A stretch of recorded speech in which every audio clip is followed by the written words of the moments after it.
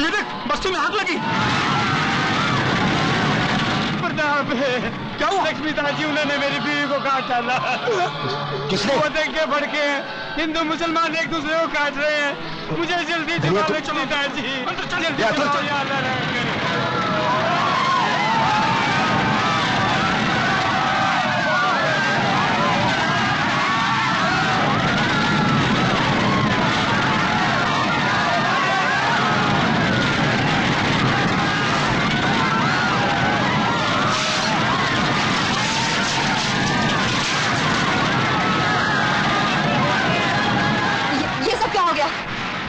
मेरी समझ मैं फायर ब्रिगेड को फोन करके आती हूँ।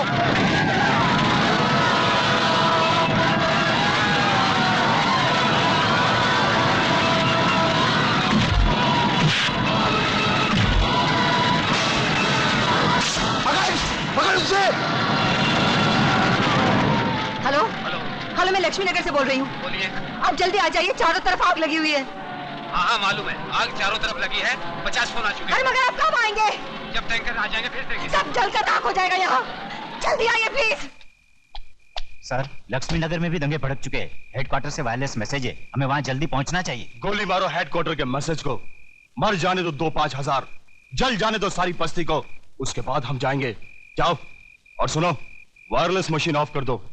अगर तुम्हें किसी ने पूछा तो कह देना कि मशीन खराब हो गई थी। अच्छा जाओ। लक्ष्मी नगर जले उसी में हमारी भलाई है। लक्ष्मीदास जी, मेरे बच्चे को बचाइए। मेरा बच्चा जल जाएगा। मेरा बच्चा,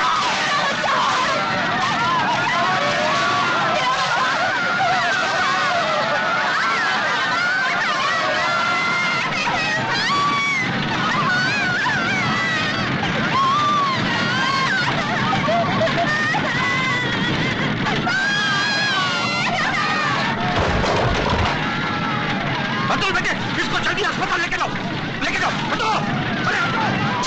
छोटू, जल्दी उठ बेटे, उठ, चल। कमली दीदी, बाहर आओ, आग लगी है। कमली दीदी, बाहर आओ, जल्दी आ जाओ दीदी। कमली बहन, जल्दी बाहर आ जाओ।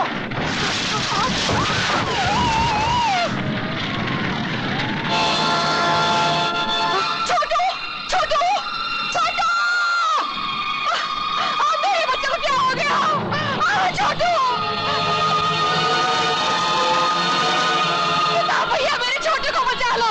क्या हो गया मेरे छोटू को? मैं उसके बगैर नहीं रह सकती, नहीं रह सकती। बचा लो मेरे छोटू को, बचा लो। क्या हो गया?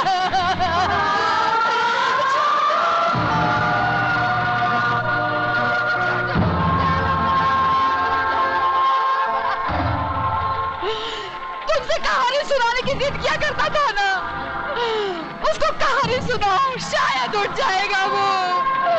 सुनाओ ना। मेरे बच्चे ने क्या बिगाड़ा था, किसी का क्या बिगाड़ा था? कमीनों ने मेरा सब कुछ जला दिया। मेरे बच्चे को क्या हो गया? वो बोलता क्यों नहीं, क्यों नहीं बोलता?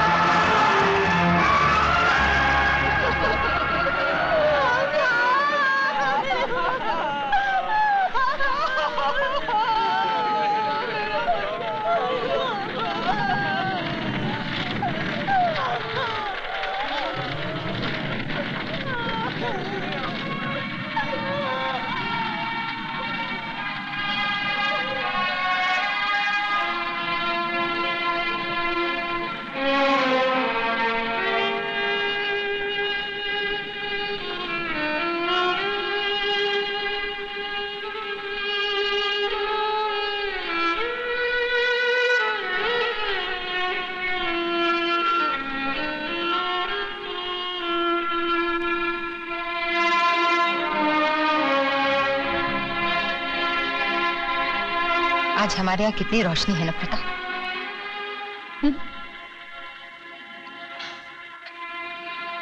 ये कैसा व्यापार है प्रताप? किसने किसको मारा, किसको चलाया, कोई नहीं जानता।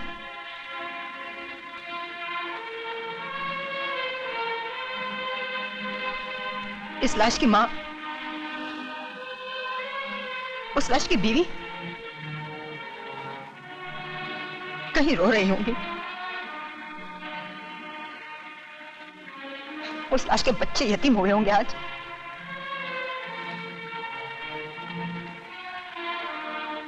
कहीं चूल्हे भूखे से हुए होंगे आज। हाँ। और इस शमशान को रोशन करने वाले खुशियां मना रहे होंगे।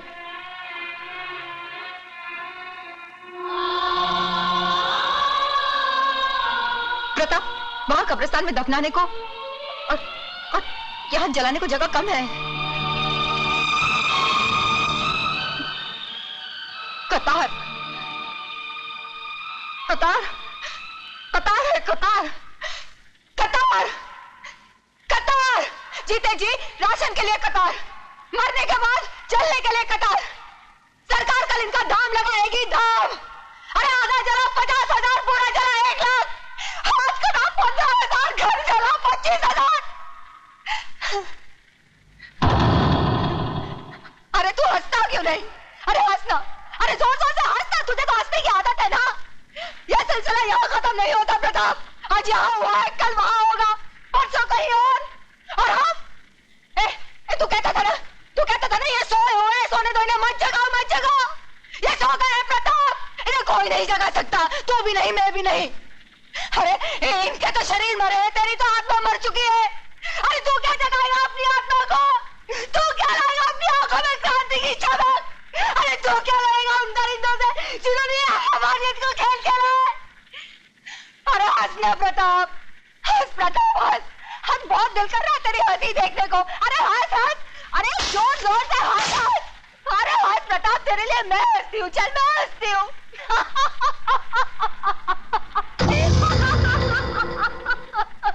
प्रताप क्रांति लाएगा।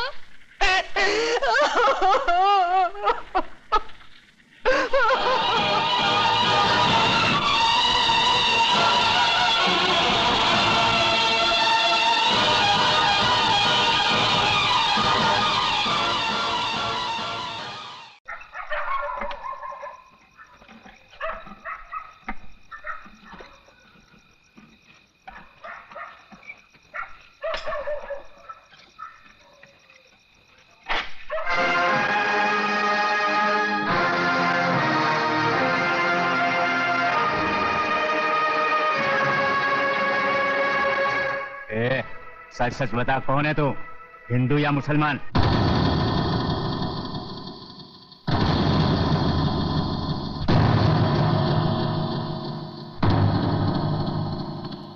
अगर आप हिंदू हो तो मुसलमान समझकर मार डालो, और मुसलमान हो तो हिंदू समझकर खत्म कर दो।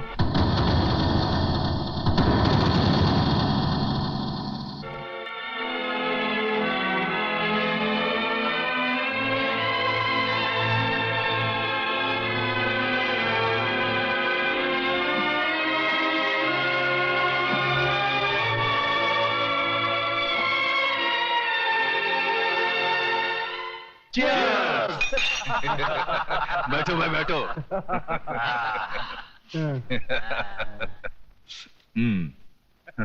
देखा देशमुख साहब, इसे कहते हैं राजनीति। आग सिर्फ एक बस्ती में लगी और पूरा शहर जल गया। मान गए चतुर जी, मान गए भाई। इसीलिए तो हमारे जैसे नेता लोग और आप जैसे अंडरवर्ल्ड वाले माफिया ही राजनीति में सबसे आगे हैं। मगर देशमुख साहब, हम जैसे वफादार और खाकी वर्दी वालों को क्यों भूल जाते हैं आप? अरे बाबा, तुम लोगों को कैसे भूल सकता है? तभी तो हम लोग हमारा हर काम में तुम जैसा वफादार अफसर लोगों का भी हिस्सा रखता है। जी योगराज बाबू, बस अब तो लक्ष्मी नगर पर योगराज नगर बन जाए तो हम सब बहुत जल्द अरबपति बन जाएंगे। अरबपति बन जाएंगे क्या योगराज, समझो बन गए। सुन, ये सब लेके जा। हा? ये सांप, ये लोग मुझे काट देते तो ये सब किस काम आता है? ये वहां छोटे छोटे बच्चों को जला, औरतों को काटा, इनके साथ मैंने जिंदगी के 40-40 साल निकाले। ये मेरे सामने बड़े हुए, अभी इनका दुख मेरे से तू लेके जा। हाँ, तू उनका ये पैसे से बस्ती, पूरा बस्ती बसा दे।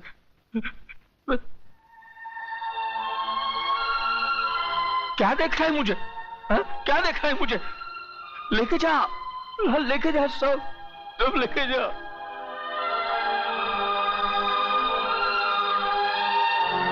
जानता है, इस शहर में सब लोग एक सपना लेकर आए थे। सबको मैंने यहां आसरा दिया था। मैंने नहीं पूछा था कि तू हिंदू है कि मुसलमान। किन दरिंदों ने आग लगाई है, इंसानियत जल के राख हो गई। धनिया, मेरे बचपन में मेरा बाप मर गया, शायद इसलिए बाप बेटे के रिश्ते की मुझे पहचान नहीं थी। चलो, आज वो कमी भी पूरी हो गई।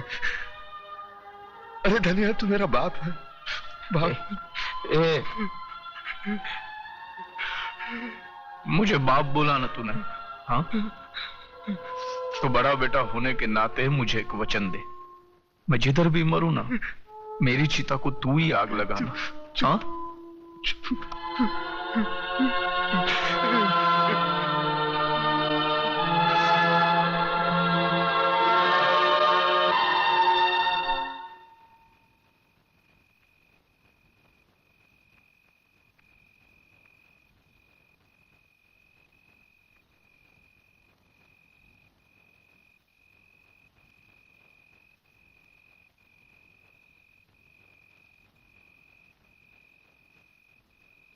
अरे तुम्हें से कोई कुछ बोलता क्यों नहीं?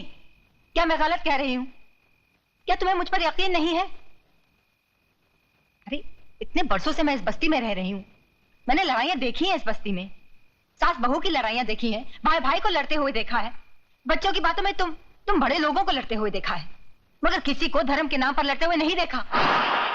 फिर आज ये हिंदू या मुसलमान, ये हिंदू मुसलमान कहां से आकर खड़ा हो गया?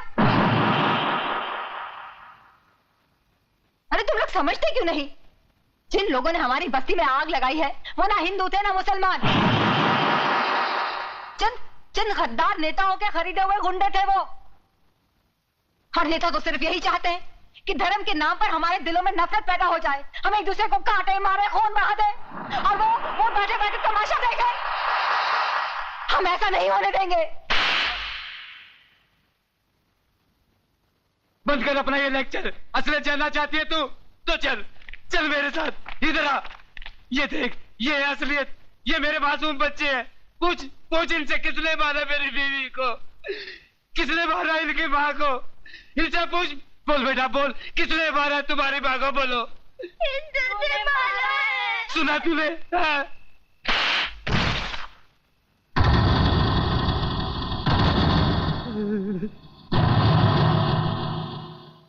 एक बात बता मेरे को, इन मासूमों को हिंदू और मुसलमान के बारे में किसने बताया? तूने? जो अपना नाम नहीं बता सकते उनको अपने मां के कातिल और धर्म के बारे में किसने बताया? तूने?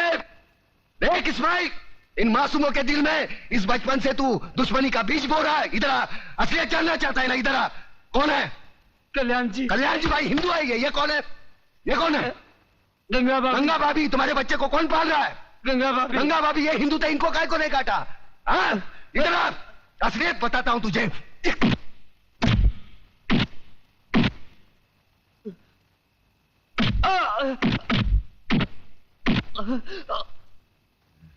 ये ले, ये मुसलमान का खून, ये हिंदू का खून।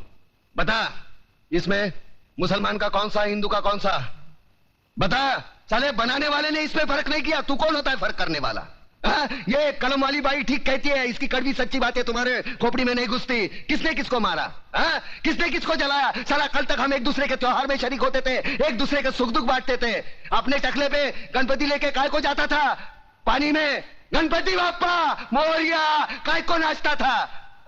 अल्लाहुम्मा सल्ली अला आला सैयदना मौलाना मोहम्मदी व अला आले सैयदना मौलाना मोहम्मदी व बारिक वसल्लिम। ये दुरूद शरीफ मेरे को किसने सिखाया? अब चंद गद्दारों की साजिश में अपने भाईचारे को दफनाना चाहता है। प्रताप, मुझे माफ कर दो, मैं बह गया था प्रताप, मुझे माफ कर दो।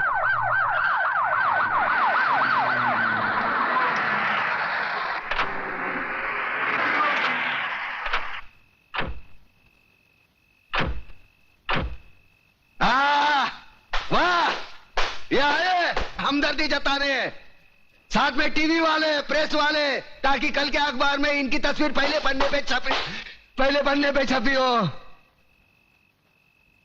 दो बूंद खून का दान करेंगे और अखबार में ऐसा हंगामा मचवाएंगे जैसे गरीबों के लिए इन्होंने अपने खून की नदियां बहाई हो। सारे कुर्सी के लिए अपने बहन बेटी को बेचने वाले जल्लाद लोग है ये। कुछ नहीं, सब ठीक है। तुम्हारे नापाक कदम आगे मत बढ़ाओ, तोड़कर तुम्हारे गले में पहना देंगे। आज तुमने राम और अल्लाह को मारने की कोशिश की है, लेकिन एक बात ध्यान में रखना, हम भले ही ऊपर वाले को अलग अलग नाम से पुकारते हैं, लेकिन हमारा धर्म एक है, मजहब एक है, इंसानियत। तुम जैसे पाखंडी लोग धर्म के नाम पर हम लोगों में नफरत का जहर नहीं फैला सकते। ऐसा बात करता है? अरे हम लोग गरीब का मदद के वास्ते आया है। देखिए भाइयों और बहनों, हमारे हृदय में आप लोगों के लिए हमदर्दी है, इसलिए हम यहाँ आए हैं। अरे नहीं चाहिए तुम्हारी हमदर्दी।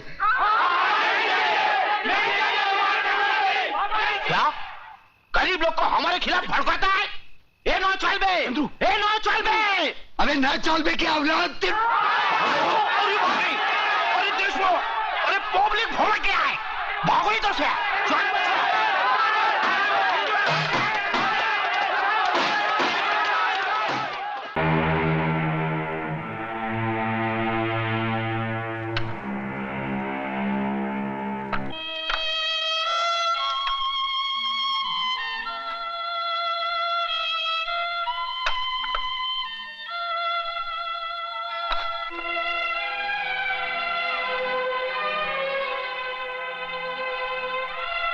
मुखाग्नि के लिए आइए।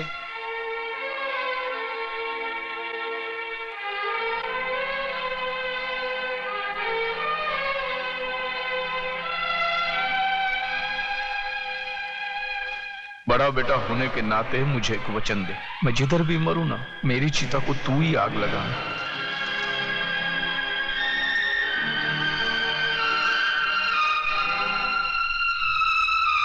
प्रताप, बापू की इच्छा पूरी करते।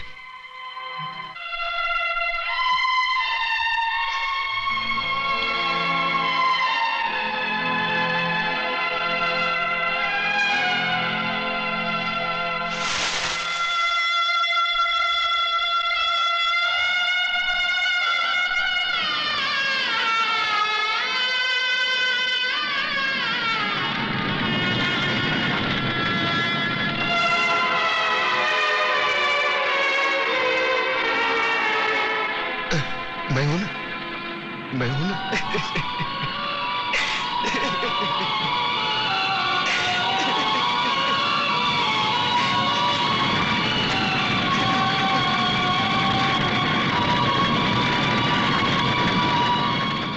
क्या बकवास कर रहे हो तुम? तुम्हारे बाप का खूनी और मैं? हाँ, तुम्हारे वजह से मेरे बापू की जान गई।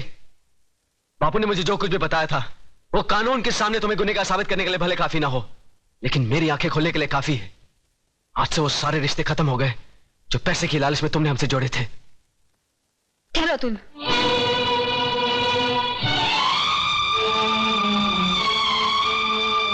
सुन लिया ना बेटी? देख ली ना झोपड़पट्टी में रहने वालों की असलियत? देख ली डैडी, झोपड़पट्टी और महलों में रहने वालों की असलियत भी। क्या मतलब? मतलब बिल्कुल साफ है।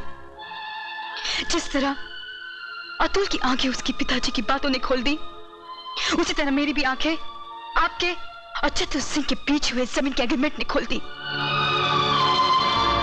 ऐसे अरबपति और बेईमान बाप से तो ऐसा गरीब पति का झोपड़ा बेहतर है। कम से कम उसकी दीवारें खून से तो रंगी हुई नहीं है। चलो अतुल, ये दुनिया का सबसे बड़ा बदकिस्मत बाप है जिनके पास करोड़ों अरबों रुपए तो है, पर बेटी के कन्यादान कर्ज से वो कभी मुक्त नहीं होगा, कभी नहीं। बेटी, बेटी, बेटी मेरी बात तो सुनो।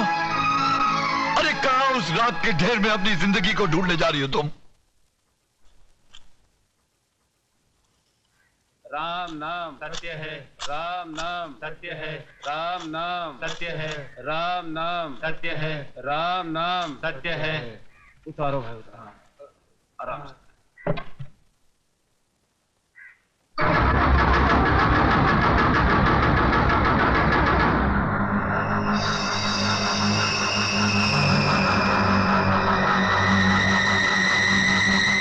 प्रताप, क्या है? ये वही आदमी जो उस दिन बापू से मिलने आया था। हाँ, मैं वही आदमी हूं जिसने तेरे बाप को शमशान घाट तक पहुंचाया।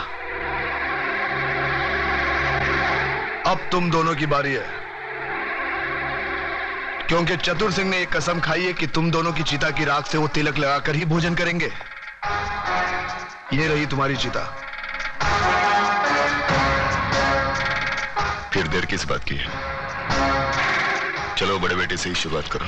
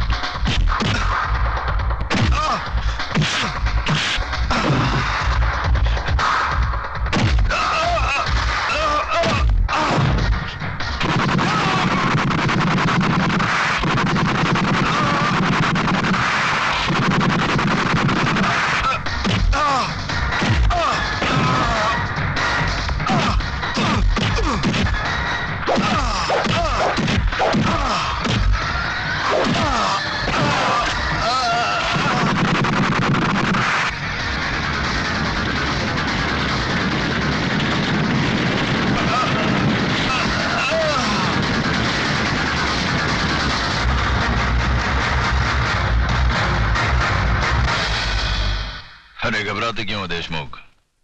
अब तक तो जलकर राख बन चुका होगा। अरे तुम लोगों को अपने दोस्तों पर भरोसा ही नहीं है।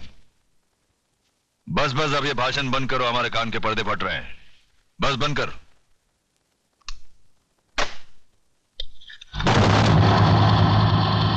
रामदीन, कौन बोल रहा है? चिल्ला मत और मेरी बात अच्छी तरह से अपने भेजे में उतार ले।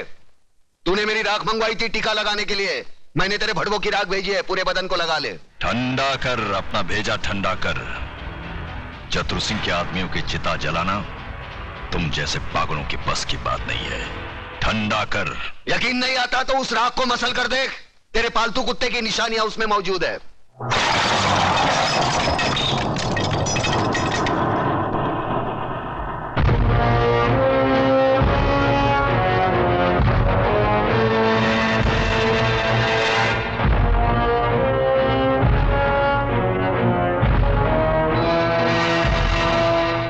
हराम के, तूने जलती हुई आग में हाथ डाला है। हम तुम्हें ऐसे जलाएंगे कि तेरे चाहने वालों को गंगा में बहाने के लिए तेरी राख भी नसीब नहीं होगी।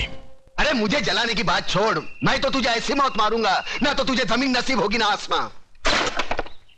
अतुल भाई, अतुल भाई, अतुल भाई गजब हो गया। अतुल भाई गजब हो अतुल गया। भाई बाहर आकर देखो तो सही। क्या हुआ कल्याण जी भाई? अरे क्या हुआ? क्या नोटिस लग गई? 24 घंटे में बस्ती खाली करनी पड़ेगी। बस्ती किसी की बाप की जागीर है कि खाली करनी पड़ेगी? खाली तो करनी पड़ेगी भाईजान, क्योंकि अब इस बस्ती का मालिक चतुर सिंह है।